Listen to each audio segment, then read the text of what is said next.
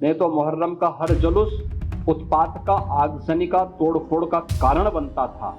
बहन बेटियां सड़कों पे नहीं निकल पाती थी। तो पुलिस ने कहा क्या करें, मैंने कहा लाठी मार करके बाहर करो इनको, क्योंकि ये लातों के भूत हैं, बातों से मानेंगे नहीं। जब हमने कहा था कि हाई टेंशन तार की चपेट में आ सकते हो, इससे ऊंचा मत करना, अपने इन्होंने किया है, आप कार्रवाई कर दो इनके खिलाफ। योगी आदित्यनाथ ने मुहर्रम को तशद्दुद और कानून को इत्तेहाद का जश्न करार दिया। कहा, ये लातों के भूत है, बातों से नहीं मानेंगे। योगी आदित्यनाथ ने मुहर्रम के जुलूसों को इंतशार का जरिया करार दिया और जौनपुर वाक़े का जिक्र करते हुए कहा कि मैंने कह दिया था कि लाठी मारो, ये लातों के भूत है, बातों से नहीं मानेंगे। उत्तर प्रदेश के वज़ीर आला योगी आदित्यनाथ ने जुम्मे के रोज वाराणसी में एक प्रोग्राम के दौरान खिताब करते हुए एक बार फिर ऐसा बयान दिया जो न सिर्फ मुतनाज़ा बल्कि माशरती तकसीम को गहरा करने वाला है। उन्होंने मुहर्रम के जुलूसों को तशद्दुद, तोड़फोड़ और आगजनी से ताबीर किया, जबकि कानून यात्रा को इत्तेहाद का जश्न करार दिया। पोर्टल ABP न्यूज़ की रिपोर्ट के मुताबिक योगी आदित्यनाथ ने जौनपुर में मुहर्रम के दौरान पेश आए एक हादसे का हवाला देते हुए कहा कि बाज़ मौके पर सख्ती के बगैर निज़ाम कायम नहीं किया जा सकता।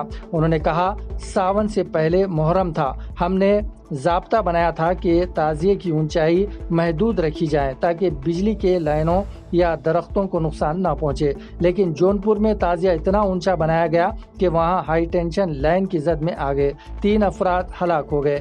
फिर सड़क जाम करके हंगामा किया गया। पुलिस ने पूछा तो मैंने कहा लाठी मार कर निकालो, ये लातों के भूत है, बातों से नहीं मानेंगे।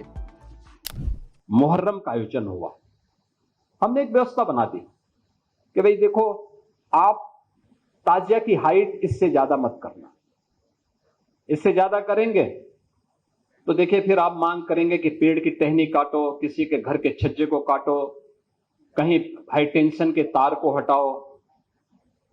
अब एक आयोजन के लिए हम हाई टेंशन तार हटाएं, एक बड़े तबके के लिए, गांव के लिए या शहर के लिए बिजली बाधित कर दें, तो ये तो उन लोगों के साथ अन्याय है भाई, जो बिजली बिल का भुगतान कर रहे हैं।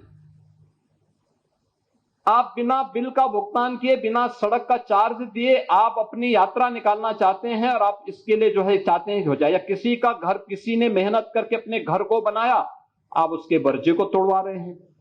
एक पेड़ को लगने में 40 साल 50 साल लगते हैं, आप उसकी टहनियों को कटवा रहे हैं। क्यों कटवाएंगे आप? क्या अधिकार है आपको? हमने कहा ये नहीं होगा।